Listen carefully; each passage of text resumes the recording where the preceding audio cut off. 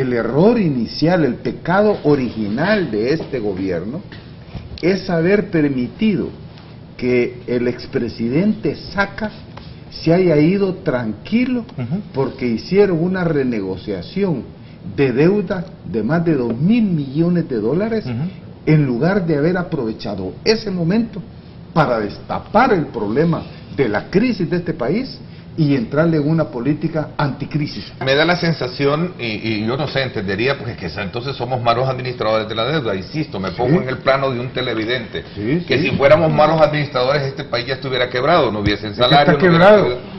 Mira, están en endeudándose hasta para pagar salarios. Nosotros no estamos siendo demasiado fatalistas. Perdónenme, yo pregunto. Sí, a mí me parece que hay un fatalismo extremo. No es fatalismo. Porque el gobierno solo ha tenido un objetivo en su política económica, el cual es salvar la dolarización. El diseño de la política económica no está hecha para propulsar una economía, no está hecha para enfrentar una crisis, porque el mismo diseño de la política económica descartaba como imposible una crisis. Doctor, pero a mí me preocupa que usted le llame fatalista al análisis, cuando precisamente yo quisiera recordarle lo que pasó en Argentina.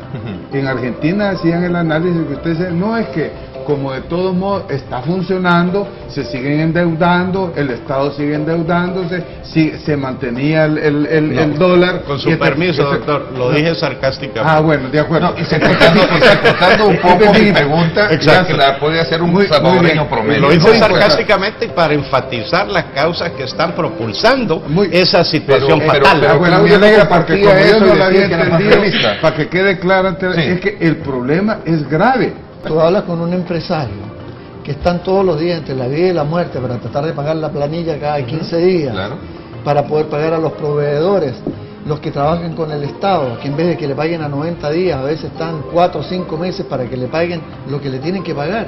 Pregúntale a ellos si es fatalista o no es fatalista lo que estamos hablando. Algo bueno debe de existir en ello. El empuje, el deseo de salir adelante.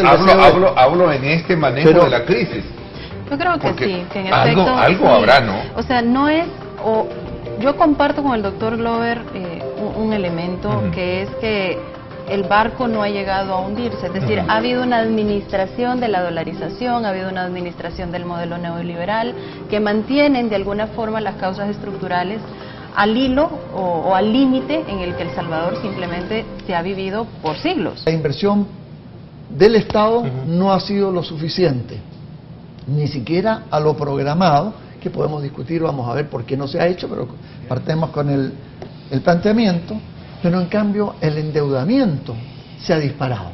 Entonces uno queda con una preocupación muy grande, como la expresaba anteriormente Salvador, en el sentido de que nos estamos endeudando muy fuertemente y la inversión no se ve en toda su magnitud. A febrero, según lo que está en el sitio web del Banco Central, ya está en más de 2.000 millones de dólares, y esto significa 2.000 millones de dólares en 21 meses de gobierno, lo que significa que esta administración es la que se ha endeudado al ritmo más rápido que tenemos a este minuto, y el endeudamiento que tiene, que estaría llegando ya en el orden de 51% del PIB, es un incremento de la deuda del orden de 315 millones de dólares diarios. Y por otro lado, hay voces que no dejan de tener razón también, que tenemos que dejar de endeudarnos a este ritmo y que incluso habría la necesidad de renegociar. Entonces entraríamos en una contradicción muy fuerte, porque estás pidiendo crédito sabiendo que a lo mejor no lo vas a poder pagar. ¿Y entonces qué camino te queda si tú planteas esa tesis así de manera racionalizar y gastar? E incluso, como decíamos anteriormente, el gobierno malgastó el tiempo y no se hizo, entre comillas, lo que llaman pacto fiscal, que estamos todos de acuerdo que no es pacto fiscal. Entonces ya quedamos desfasados, y este otro año va a ser el año que haya que ver cómo se van a tomar medidas para poder salir de esta crisis tan grave que se está viviendo. La masa monetaria estaba privatizada. Con la dolarización regresamos al pasado, a 1960, y en estos momentos la masa monetaria es creada por los bancos privados. Esto lo menciono en el sentido que el gobierno está incapacitado para utilizar política monetaria y al tener esa limitación y usando pues las contribuciones del premio Nobel Tinbergen, tampoco se tiene política fiscal, se tiene política tributaria. Lo que tú mencionabas, bueno, y este gobierno entonces, sí, efectivamente, se ha endeudado en 1000 y pico millones de dólares. No como los anteriores. No como los anteriores, pero ¿cuál es el problema? Que se casó con el Fondo Monetario Internacional y vuelve a ratificar en abril.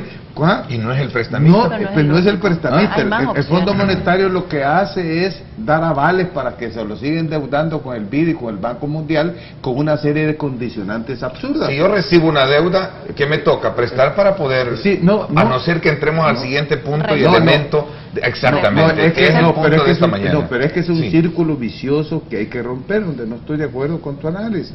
No es correcto decir que no nos queda más alternativa que seguir endeudando.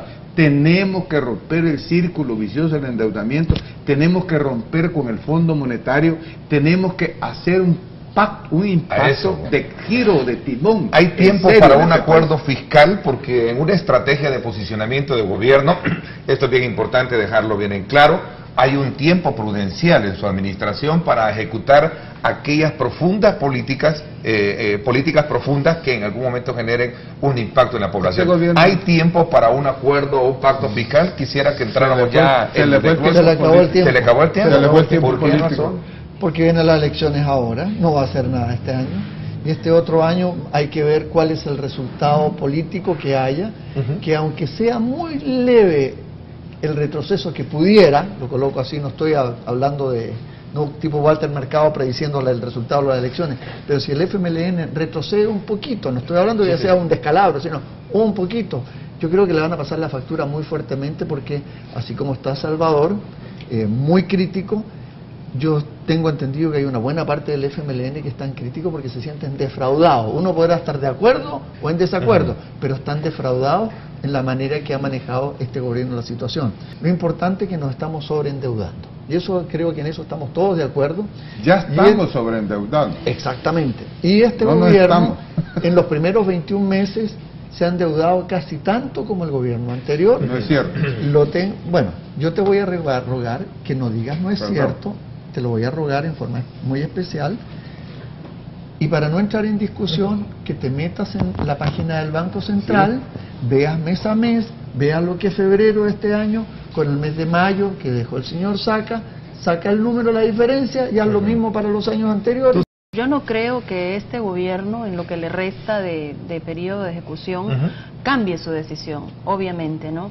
Entonces, el punto fundamental es qué se propone, qué pueden proponer sectores académicos, qué puede proponer movimiento social, qué puede proponer la población salvadoreña. El pacto fiscal es una figura altamente ficticia. Yo creo que tiene que ver hacia la perspectiva de la propuesta concreta hacia el Ejecutivo para que tome decisiones certeras a efecto de reconvertir. Brevemente, 5 segundos. Sobre eso que he hecho, ¿qué hacer en lo fiscal? Mira, está fácil, sin tener que cambiar la ley.